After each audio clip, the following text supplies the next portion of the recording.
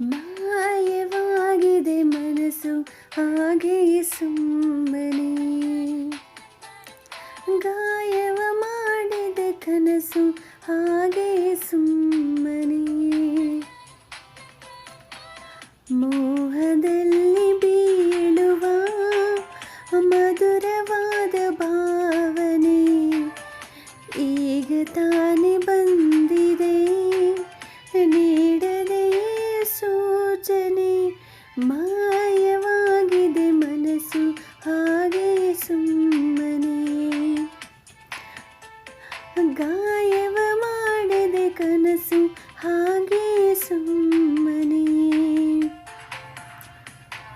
ಮೋಹದಲ್ಲಿ ಬೀಳುವ ಮಧುರವಾದ ಭಾವನೆ ಈಗ ತಾನೇ ಬಂದಿದೆ, ನೀಡದೆ ಸೂಚನೆ.